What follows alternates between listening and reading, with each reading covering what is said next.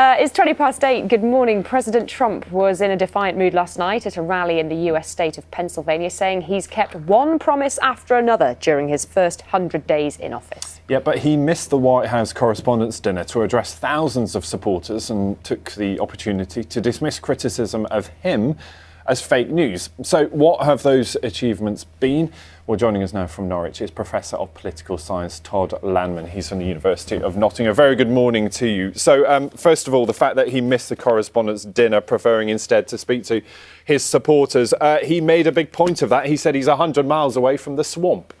That's right. So he's in Harrisburg yesterday, which happens to be where I was born. So it was quite interesting to watch how he appealed to the local population there. This is a big Trump area. They really support him.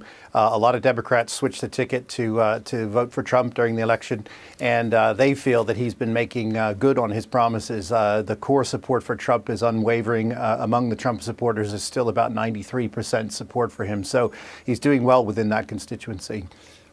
Given that, then, why is there a need for him to be there? Is this just, there's been a lot of criticism of what drives President Trump and whether he wants to surround himself with people who support him, who are sharing similar views. He's there with his supporters.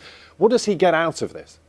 Gives him a lot of energy. He did a similar thing in Florida. He's looking for that base of support. He needs to reinforce the fact that he's doing something and that people come out and cheer him on. And there's a sort of boost of morale in the local population that things are beginning to happen in some of those areas that have been neglected in the past. So there is a real sense that if he goes there and gets that support, he can keep going. Nationally, of course, he's being criticized by many. And of course, he's being criticized by the mainstream media on a daily basis. Let's look at his achievements then. So today, marking that 100 days in office, what in your view has he achieved? Where has he made progress? So the first thing is just a general disruption of how things work in America. So he's gone into the White House. He's reconfigured his cabinet in a way that we haven't seen before in terms of strong business leaders and military leaders and a dominance of those types within the cabinet. That's the first thing, which has really knocked Washington sideways in some degree. Secondly, he got Neil Gorsuch approved for the Supreme Court. This is a very strong person with a good, strong conservative background that fits the Trump mold and had a good record of achievement, was well vetted and got approved by Congress. So those are the two main things I think we could say Trump has achieved. Some criticism that whilst he stood as somewhat of a game changer, he wanted to go in and do things differently, and you've touched on some of it there. But then actually some critics now saying, well, he's become too Republican. He's become like everyone else. He's watered down some of those promises that he made on the campaign trail. Is that fair? That's right. He's backed away from some of the main things, at least temporarily. So the repeal of Obamacare did not succeed. He blames the Republicans for that.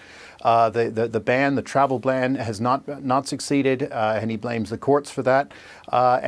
He hasn't built the wall, and it looks like there's some arrests of immigrants, but not all of them are criminals. So he struggled to actually deport any more immigrants than or undocumented people than President Obama. So on those main campaign pledges, he hasn't made a lot of progress. For his detractors, they say he just is ineffective, indecisive, and is engaged in flip-flops. For those who actually support him, they say it's the constitutional system and the system of checks and balances that get in the way of the president. So that's the last 100 days. What about the next 100? Because on the campaign trail, he was very critical of previous leaders who had intervened in foreign affairs, who had tried to export diplomacy elsewhere. But we've seen this last few weeks, he intervened in Syria. It's now the mounting tension with North Korea. What do the next 100 days hold?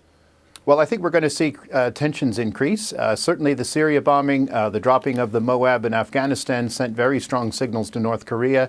There are now a Navy fleet in North Korean, off the waters of North Korea. And of course, North Korea is still testing missiles as we speak. So there's a lot of tension there. He does seek a diplomatic solution with North Korea with the help of China. But that area of the world is going to be very tense indeed for the next 100 days as we see what the next step is. Yeah, absolutely. One we'll all keep a close eye on. Todd, it's really good to talk to you. Todd Landman there, Professor of Political Science